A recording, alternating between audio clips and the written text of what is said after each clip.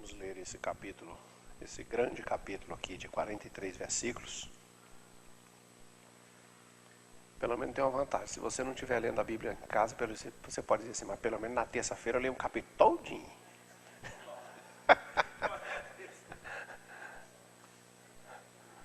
Aí se perguntar, quem leu a Bíblia essa semana? Aí você levanta o braço todo cheio. O capítulo todo grande. Precisamos dar ênfase, irmãos. Precisamos ler mais a Bíblia. A Bíblia deve ser a nossa cartilha do dia a dia. Temos que ter o apelido de Bíblia como era antes. Cara de Bíblia. Ação de Bíblia. Tudo de Bíblia. Quem encontrou, diga amém. Disseram a Joabe, eis que o rei anda chorando e lastima-se por Absalão. Então a vitória se tornou naquele mesmo dia em luto para todo o povo. Porque naquele dia o povo ouvira dizer, o rei está de luto por causa de seu filho. Naquele mesmo dia entrou o povo às furtadelas na cidade, como faz quando foge envergonhado da batalha. Tendo o rei coberto o rosto, exclamava em alta voz, meu filho Absalão, Absalão, meu filho, meu filho. Então Joabe entrou na casa do rei e lhe disse, hoje envergonhaste a face de todos os teus servos, que livraram hoje a tua vida, a vida dos teus filhos, a vida de tuas mulheres e de tuas concubinas. Amando tu os que te aborrecem e aborrecendo os que te amam, porque hoje dás a entender que nada valem para contigo príncipes e servos. Porque entendo agora que se Absalão vivesse, todos nós hoje fôssemos mortos, então estarias contente. Levanta-te agora, sai e fala segundo o coração dos teus servos. Juro pelo Senhor, que se não saíres, nenhum só homem ficará contigo esta noite. E maior mal te será isto do que todo o mal que tem vindo sobre ti, desde a tua mocidade até agora. Então o rei se levantou e se assentou à porta, e o fizeram saber a todo o povo, dizendo, eis que o rei está assentado à porta. Veio, pois, todo o povo apresentar-se diante do rei. Ora, Israel havia fugido, cada um para a sua tenda. Todo o povo em todas as tribos de Israel andava altercando entre si, dizendo, o rei nos tirou das mãos dos nossos inimigos, nos livrou-nos das mãos dos filisteus e agora fugiu da terra por conta de Absalão. Absalão, a quem ungimos sobre nós, já morreu na peleja. Agora, pois, por que vos calais e não fazei voltar o rei? Então o rei Davi mandou dizer a Zadok e Abiatar, sacerdotes, falai aos anciãos de Judá, por que seríeis vós os últimos em tornar a trazer o rei para a sua casa? Visto que aquilo que todo Israel dizia já chegou ao rei, até a sua casa. Vós sois meus irmãos, sois meu osso e minha carne, por que serias os últimos em tornar a trazer o rei? Dizei a Amasa, não és tu meu osso e minha carne? Deus me faça o que lhe aprouver, se não vieres a ser para sempre comandante do meu exército, em lugar de Joabe. Com isso moveu o coração de todos os homens de Judá, como se fora um só homem, e mandaram dizer-lhe, volta ao rei, tu e todos os teus servos. Então o rei voltou e chegou ao Jordão. Judá foi a Gilgal para encontrar-se com o rei, a fim de fazê-lo passar o Jordão. Apressou-se Simei, filho de Gera, benjamita, que era de Baurim, e desceu com os homens de Judá a encontrar-se com o rei Davi. E com ele 1000 homens de Benjamim, como também Ziba, servo da casa de Saul, acompanhado de seus 15 filhos e de seus 20 servos. E meteram-se pelo Jordão à vista do rei, e o atravessaram para fazerem passar a casa real e para fazer-lhe que lhe era agradável. Então Simei, filho de Gera, prostrou-se diante do rei, quando esse ia passar o Jordão, e lhe disse: não me impute, Senhor, a minha culpa, e não te lembres de tão perversamente fez teu servo no dia em que o rei meu senhor saiu de Jerusalém. Não conserves, ó rei, em teu coração, porque eu, teu servo, deveras confesso que pequei, por isso sou o primeiro que toda a casa de José descia a encontrar-me com o rei meu senhor. Então respondeu Abisai, filho de Zeruia, e disse: não morreria, pois, o Simei por isso, havendo amaldiçoado o ungido do Senhor? Porém Davi disse: que tenho convosco, filhos de Zeruia? Para que me hoje sejas adversário? Morreria alguém hoje em Israel? Pois não sei eu que hoje novamente sou rei sobre Israel. Então disse o rei a Simei: não morrerás. E lhe jurou. Também Mefibosete, filho de Saul, desceu a encontrar-se com o rei. Não tinha tratado os pés, nem espontado a barba, nem lavado as vestes, desde o dia que o rei saíra até o dia em que voltou em paz. Tendo ele chegado a Jerusalém, encontrou-se com o rei, e este lhe disse: por que não foste comigo, Mefibosete? Ele respondeu: ó rei, meu senhor, o meu servo me enganou, porque o teu servo dizia: abardarei um jumento e montarei para ir com o rei, pois o teu servo é coxo. Demais, disse ele falsamente, me acusou a mim, teu servo, diante do rei, meu senhor. Porém o rei, meu senhor, é como um anjo de Deus. Faze, pois, o que melhor te parecer. Porque toda a casa de meu pai não era senão homens dignos de morte diante do rei, meu senhor. Contudo puseste teu servo entre os que comem à tua mesa. Que direito, pois, tenho eu de clamar ao rei? Respondeu-lhe o rei: por que ainda falas dos teus negócios? Resolvo que repartas com Ziba as terras. E disse Mefibosete ao rei: fique ele muito embora com tudo, pois já voltou o rei meu senhor em paz à sua casa. Também Barzilai, o gileadita, desceu de Rogelim e passou com o rei o Jordão para o acompanhar até o outro lado. Era Barzilai muito velho, da idade de 80 anos. Ele sustentara o rei quando este estava em Manaim, porque era homem muito rico. Disse o rei a Barzilai: vem tu comigo e te sustentarei em Jerusalém. Respondeu Barzilai o rei: quantos serão ainda os dias da minha vida? Não vale a pena subir com o rei meu senhor a Jerusalém. 80 anos tenho hoje. Poderia eu discernir entre o bem e o mal? Poderia o teu servo ter gosto no que come e no que bebe? Poderia eu ouvir a voz dos cantores e cantoras? E por que há de ser o teu servo ainda pesado ao rei, meu senhor? Com o rei irá o teu servo, ainda um pouco além do Jordão, porque há de me retribuir o rei com tal recompensa? Deixa voltar o teu servo, e morrerei na minha cidade, e serei sepultado junto de meu pai e de minha mãe. Mas eis aí o teu servo, Quimã. Passe com ele o rei, meu senhor, e faze o que bem lhe parecer. Respondeu o rei: Quimã passará comigo, e eu lhe farei como for do teu agrado, e tudo quanto desejares de mim, eu te farei. Havendo, pois, todo o povo passado o Jordão, e passado também o rei, este beijou a Barzilai e o abençoou, e ele voltou para a sua casa. Dali passou o rei a Gilgal, e Quimã passou com ele todo o povo de Judá, e metade do povo de Israel acompanharam o rei.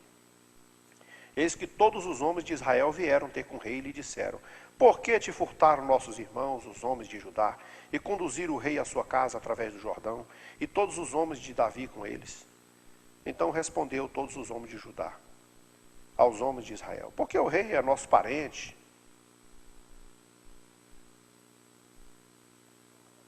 Por que, pois, vos irais por isso? Porventura comemos à custa do rei, ou nos deu algum presente? Responderam os homens de Israel aos homens de Judá, e disseram: 10 tantos temos do rei a mais. A nós nos toca Davi, tanto a vós quanto a vós outros. Por que, pois, fizeste pouco caso de nós? Não foi a nossa palavra a primeira para fazer voltar o nosso rei? Porém a palavra dos homens de Judá foi mais dura do que a palavra dos homens de Israel. e amém. Bom, na última aula que nós tivemos, nós nos deparamos com uma lição um tanto interessante. Davi gostaria de ser pai, mas era rei. E nós tivemos que trazer à memória alguns momentos que Davi perdeu a oportunidade de ser pai e preferiu ser rei. E agora queria ser pai, não podia, porque era rei. Com essa lição, nós aprendemos a cada dia que nós nunca deveríamos separar estas obrigações. Somos pais, independente de ser rei, de ser grande ou pequeno, líder ou não, pai é pai. Mas Davi, em alguns momentos, se esquivou da sua função de pai. O texto de hoje mostra a consequência de tudo isso, o altíssimo preço que ele pagou. O filho está morto, o exército dele é vitorioso, uma batalha foi ganha das mais acirradas possível, 20.000 homens estão mortos, e o rei está chorando. E o texto diz que o rei estava gritando com o rosto coberto, desesperadamente. E a única palavra que ele conseguia dizer era: meu filho Absalão, meu filho. Eu posso imaginar o sentimento, porque não se tratava apenas da perca do filho. Davi, além de tudo, também ainda tinha um sentimento de culpa. Meu filho morreu pela mão do meu exército. Meu filho morreu lutando contra mim. Meu filho morreu porque na hora que ele precisava de mim, que eu tinha que ter dado atenção, eu não dei. Meu filho morreu porque no momento que era para me ser diretamente seu pai, eu preferi ser o seu rei. Agora eu queria tanto ser seu pai, mas ele está morto, eu fui seu rei. Só que essa atitude do rei causou um problema muito sério, porque um exército acabara de voltar de uma batalha, onde todos correram risco de morrer. A batalha foi sangrenta, cruel, difícil de ser vencida. Não sei se vocês estão lembrados do conselho de Hussai, para sobrepor ao conselho de Aitofel. Aitofel tinha dado uma sugestão de 12.000 homens para apanharem Jesus cansados, o Davi cansado. E o que aconteceu? O Hussai disse assim: não, 12.000 homens não.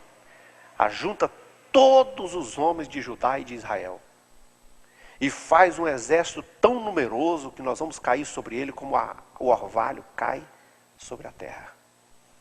Você pode imaginar que era uma multidão de homens. Davi tinha uma minoria. Apesar de serem homens valentes e dispostos a qualquer coisa, era uma minoria. Mas eles venceram. Absalão está morto. O exército está em paz. Os homens são vitoriosos. Mas não podem entrar contando a vantagem da vitória. Porque o rei está de luto. E o texto diz que eles entraram às afurtadelas, envergonhados como se estivesse fugido diante da batalha. Todo o povo estava de luto porque o rei estava de luto. Então, você imagina o sentimento. Nós vencemos a guerra, mas perdemos. Porque essa era a sensação do rei. Eu venci e perdi. Ganhei com a vitória do exército, mas meu filho está morto. Mas isso não ia causar nenhum bem. Com certeza, seria uma dificuldade muito grande. Mas nós temos o Joabe aqui. Joabe tem um papel fantástico. Embora o rei vai ter algumas divergências políticas, inclusive. Vai custar a vida de Joabe lá na frente. Mas Joabe entra na casa do rei, lá dentro da sala. E como Joabe era o mais ousado de todos, diz assim: você envergonhou o teu exército, os teus servos, como nunca.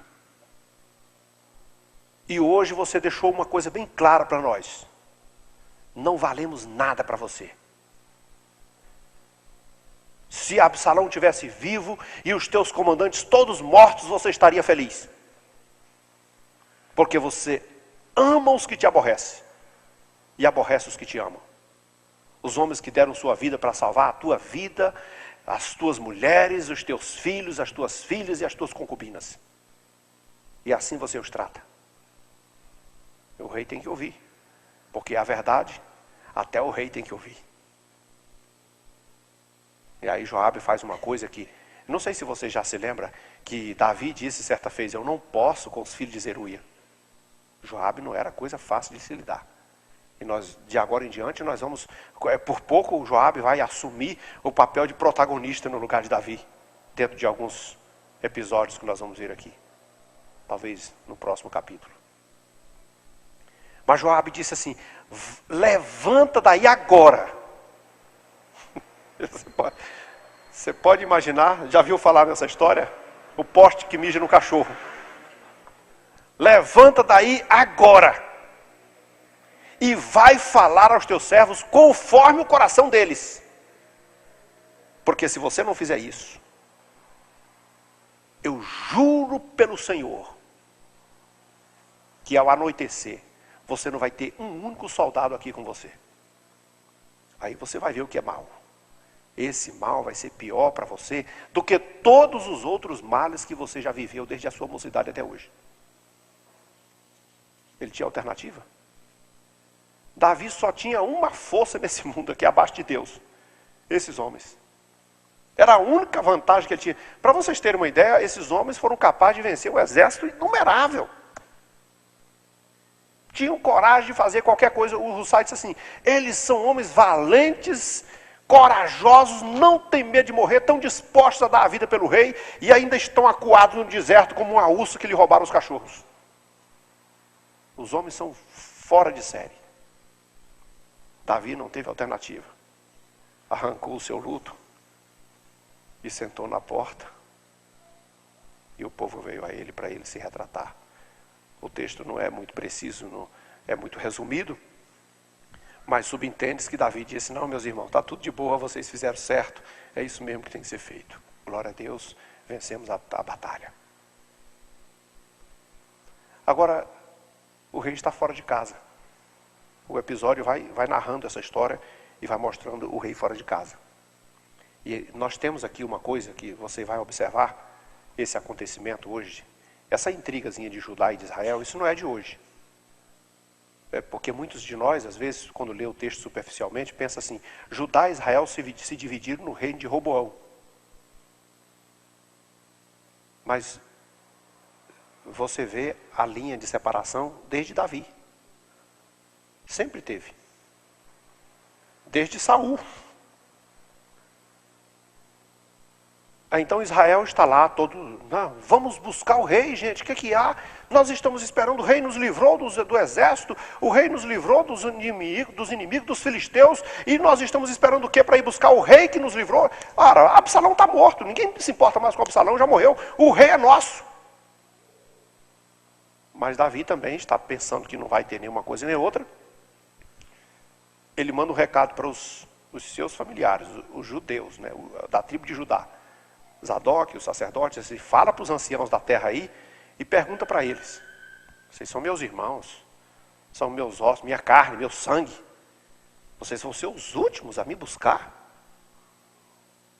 Vão deixar todo mundo passar na frente de vocês? Aí os judeus, não podemos comer. Correram todos, juntou aquela multidão de gente, porque Davi ainda fez uma coisa, Amasa, lembra que era Amasa?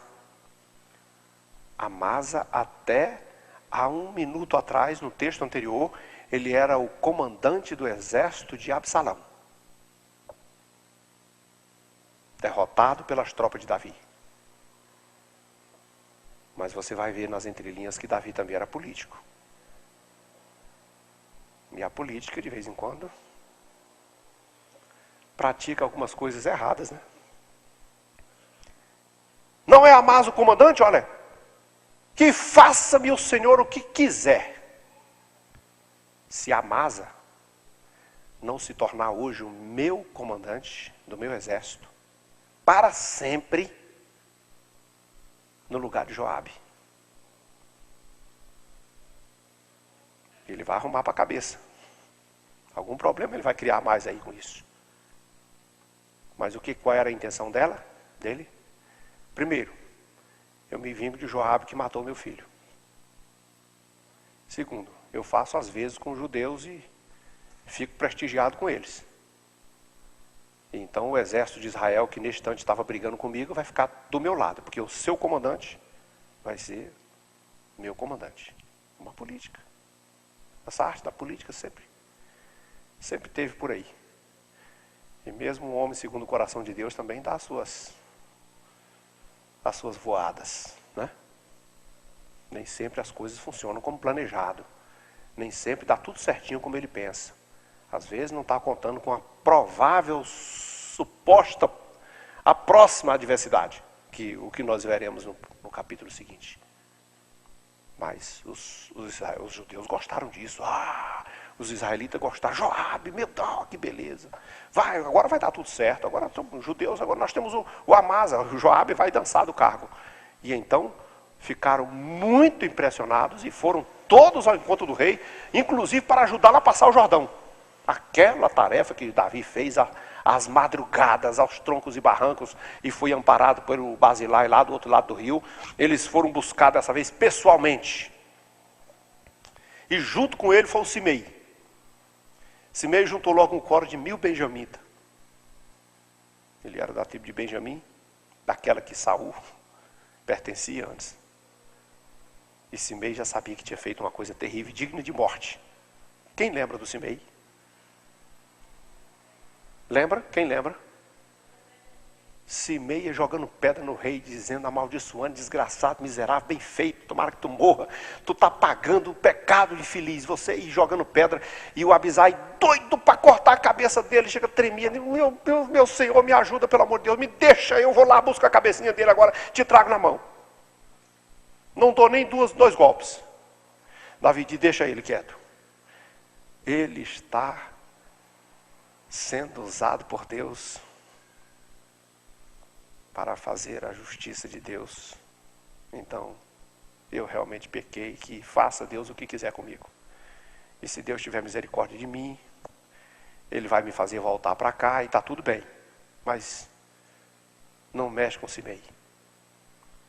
E eles andaram alguma jornada, não sei se quilômetros, mas foi uma longa estrada, com Simei e a sua turma jogando pedra e amaldiçoando. Agora o Simei está de volta. E o Simei vai na frente. E quando o rei vai atravessar o Jordão, o Simei já está prostrado diante dele. Meu Senhor, tem misericórdia de mim, protege-me. Tem compaixão, não culpa o teu servo. Eu confesso que eu fui perverso, miserável, e xinguei o meu Senhor. Eu feri o ungido de Deus. Pronto, você imagina o tanto de choro que esse homem tinha, sabendo com certeza que o mais santo de Israel queria a cabeça dele. O melhorzinho, do coração melhorzinho que tinha, queria a cabecinha dele. Mas o rei nesse dia está feliz. O rei também é político. O Abisai fala assim, não, de jeito nenhum. O Abisai é o cara que dá palpite, né? Está perto do rei aqui, ele faz parte da guarda do rei. Ele é um dos mais valentes que o rei tem. É irmão de Joabe. Não é possível, esse homem tem que morrer agora. Ele atacou o ungido de Deus e vai se ver. Não é possível. Ele está esperando, só falta agora o rei perdoar. E o rei diz assim, calma, filho de Zeruia. O que é que eu tenho com você, rapaz? Você vai ser meu inimigo? Não, ninguém vai morrer em Israel hoje. Afinal de contas, eu estou sendo restaurado na minha função. O que mais que eu quero? Passou a raiva, passou tudo, não tem mais nada, não quis cobrar nada. Glória a Deus, estou de volta. Prometo para você, não vai morrer. Oh, que beleza. Glória a Deus, maravilha. Mas aí, além de Simei, vem também o Mefibosete. E quem é o Mefibosete? O Mefibosete era aquele que foi traído por Ziba. Ziba vem de lá para cá também, com seus 15 filhos e 20 servos. Todo fazendo o lobby. Já tinha ganho, né, vamos ganhar algum prestígio com o rei. Porque ele deu um jeitinho de impedir que o Mefibosete conseguisse chegar ao rei. Quando o rei chegou, que viu o Mefibosete, nem a barba ele tinha feito, nem banho ele tinha tomado. Nem sequer lavou os pés durante o período, todo o período. Nunca lavou uma roupa depois que o rei saiu, até o dia que o rei voltou. Devia estar uma beleza, né? Mas já era costume dele, já tinha sido mendigo, né? O rei pergunta para ele, por que você não foi comigo? Meu amigo, que eu tirei você de Lodebar, coloquei você na minha mesa, né? Imagine o rei. Oh, meu senhor, o senhor sabe que eu sou coxo, meu servo me traiu, eu pedi para trazer o jumento para me acompanhar, mas houve um problema. Como que eu ia? Ele falou que eu tinha lhe traído, mas como que eu ia trair o senhor? Minha família toda era digna de morte diante do rei, o senhor colocou-me na mesa, eu não tinha motivo nenhum, e o rei ficou dividido. Até porque ele falou assim, mas o rei, meu senhor, é um homem como um anjo de Deus, tem discernimento, faz o que o senhor achar por bem. O rei botou a mão na cabeça. Puxa vida, e agora? Tá bom. Divide no meio a tua riqueza aí, os bens, e dá metade para Ziba e fica com a metade. E ele falou, não, de jeito nenhum. Pode ficar tudo com ele. O que eu quero, eu já tenho. O rei está de volta. Caracteriza, né, a fidelidade, a diferença de quem não está interessado em outra coisa. Agora o texto termina nesse pedaço aqui com Barzilai. O Barzilai tem uma lição interessante para mim. Que era amigo, era gente boa. Ele voltou feliz da vida. Então, vou encontrar com o rei, mas já era um homem velho. E rico. Não sei se vocês estão lembrados daquele lanche que ele deu para o Davi, quando o Davi passou o Jordão. Vinhos e coalhadas e queijos e fartura. Alimentou todos os homens de Davi na passagem do Jordão. Ele e a sua equipe, todos os homens, o exército inteiro. Abasteceu, deu condições deles enfrentarem a guerra depois. Todas as vantagens que...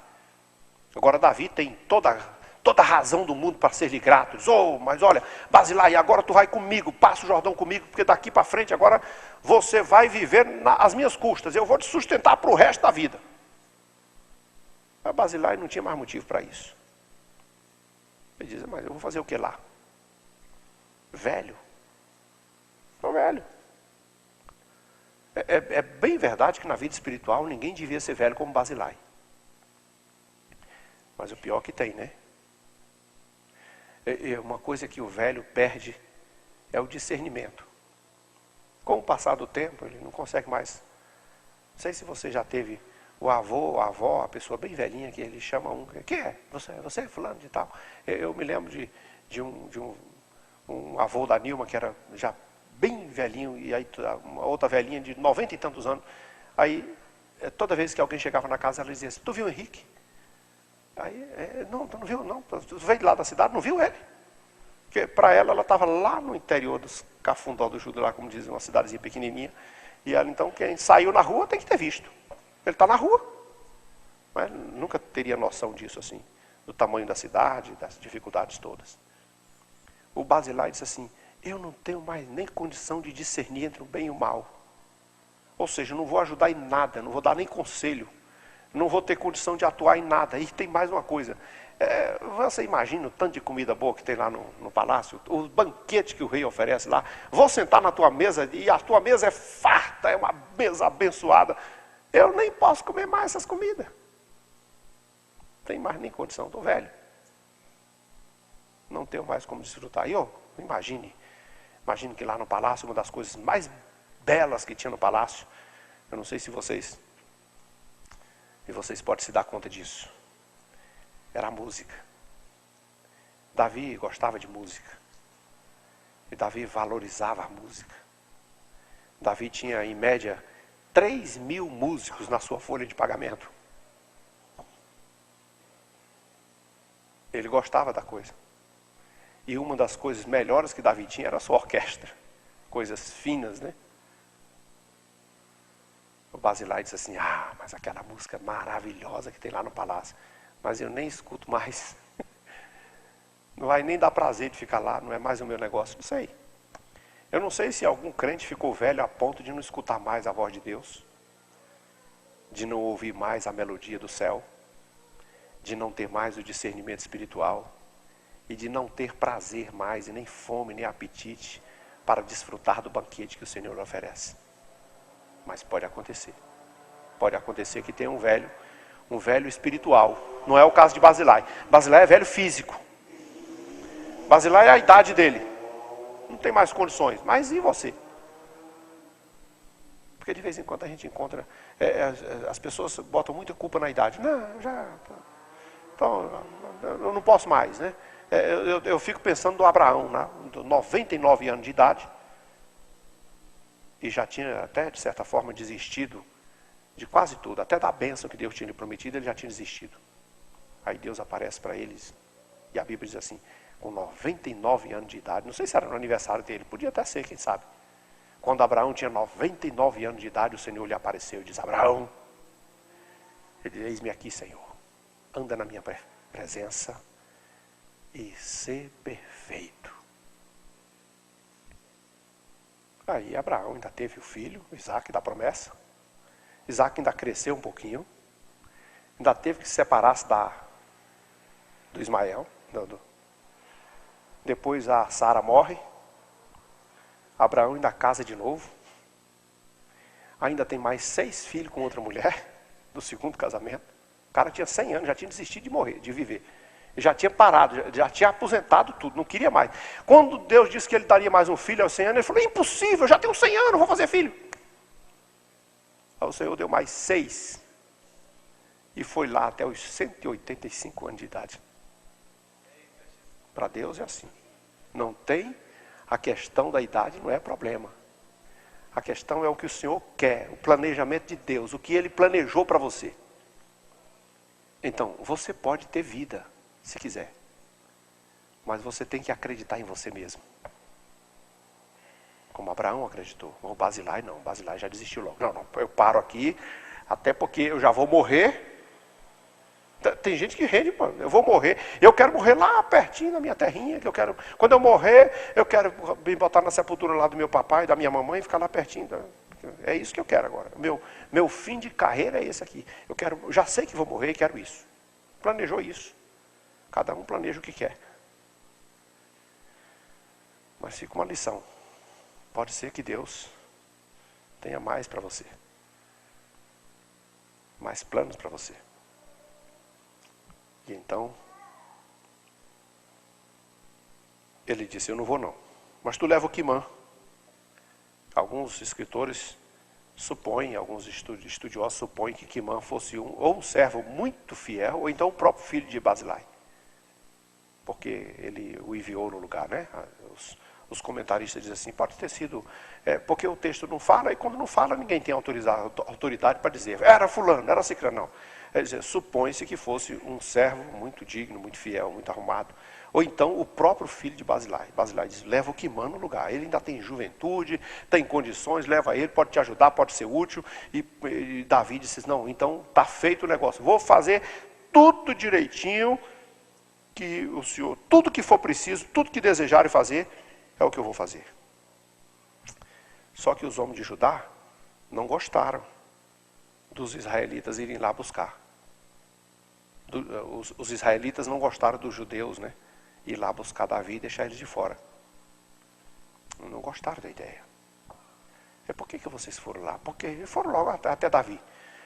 Primeiro, nós tivemos a ideia primeiro. Né? Primeira pessoa, primeiro grupo que disse assim, vamos buscar o rei, fomos nós, israelitas. Mas os judeus foram lá na frente, pegaram o rei, passaram o Jordão, levaram para casa e ficaram na deles. E não falaram nada. Mas por quê? Deixaram a gente de fora. Não está certo isso aí. E foram reclamar com o rei. E os judeus estão por ali. Não tem, você não tem nada com isso não. O rei é nosso parente. Não é só o rei, é nosso parente, da nossa tribo. Nós fomos lá e buscamos. E tem mais uma coisa. Ninguém foi lá para ganhar vantagem, nem para ganhar cargo. Ninguém come a custa do rei aqui não. Todo mundo trabalha e come as suas custas. E o rei não deu presente para ninguém para ir lá buscar ele não. Apesar de que Amasa foi colocado no comando do exército. Nas entrelinhas a gente consegue ver algumas coisinhas, né? Uma coisinha da política. Nós estamos vendo aí uma divisão de Judá e Israel que vai se concretizar lá na frente com um racha tremendo. Dá para ver isso acontecer. E já está aqui. É como aquele rio escuro e o rio claro que se juntam assim no meio da correnteza. O Negro e o Solimões, que você olha até na foto, você diz aqui é um, aqui é outro. Está todos os dois. Então, as águas não conseguem se misturar. Parece que Israel e Judá era assim. Os israelitas dizem assim, ei, peraí, rapaz, nós somos 10. Nós temos 10 partes do rei, nós também temos parte no rei aí, nós também temos a nossa vantagem também, o rei é nosso tanto quanto a vocês. Vocês não são dono do rei. Olha só, estão brigando pelo rei. E depois eles vão dizer, fica com o rei para você. Com o outro rei, né, que substituí-lo, né? Mas os judeus prevaleceram. O rei era judeu. Quando eu falo judeu aqui, é porque era da tribo de Judá. De um modo geral, hoje, todo mundo é judeu. Porque os israelitas foram levados, as tribos foram divididas, Judá e Israel. Eram todos chamados de Israel. Depois começou essa judeu, Israel, judeu, Israel. Judeu é o povo de Judá, Israel, aquele povo que foi levado para a Síria, no cativeiro da Síria ainda. E eles se dissolveram. Eles foram dispersos aí pelo mundo, talvez tenham... Como nação não existe mais. Os que ficaram e os que conseguiram escapar de lá, eles entraram nas tribos de Judá. E Benjamim, que já era uma tribo quase que destruída, tinha sido uma guerra civil que quase que dizimou a todos eles. Então Benjamim era tão pequena que não dava nem para contar. Então virou tudo judeu. Os outros israelitas que vieram, todo mundo entrou em Judá. Quando foram para o cativeiro babilônico que voltou judeu. Tinha israelita no meio, tinha benjamita no meio, tinha rubenita, estava tudo dentro, mas era um número bem menor. Então, o nome que prevaleceu foi o de judeu. Os judeus aqui foram mais fortes e conseguiram convencer os israelitas de que eles estavam certos. Bom, essa história toda, para a gente entender um pouquinho dessa passagem do Davi. E uma coisa que eu quero chamar a atenção de vocês, inclusive para a próxima lição, é essa mudança que Davi faz do seu comandante. E que aqui dentro, no fundo, tem uma mágoazinha, uma coisinha que vai... Peraí, esse camarada é mais forte do que eu. O Joabe, em termos de ousadia, ele acaba sendo mais forte do que Davi. Ele não é a primeira vez que ele manda em Davi. E essa não vai ser a última também. Ele ainda vai de novo interferir e comandar. Então Davi disse assim, eu tenho que me livrar desse camarada. Vou aproveitar esse momento aqui, talvez eu faça uma política assim, olha, fica na tua aí, porque afinal de contas, para a gente ter uma paz melhor, então vamos botar o Amasa, e porque vai ficar tudo melhor aqui, vai ficar todo mundo em paz. Só que Joabe não é muito de ficar quieto. Tem uma característica dele que me chama muita atenção. Ele quer ser fiel, ele quer ser do lado do rei, ele quer ser do lado do exército, ele quer ser do lado do povo de Deus. Custe o que custar, querendo ou não. Então, isso nós vamos ver no próximo capítulo. A consequência disso. Amém? Vamos orar.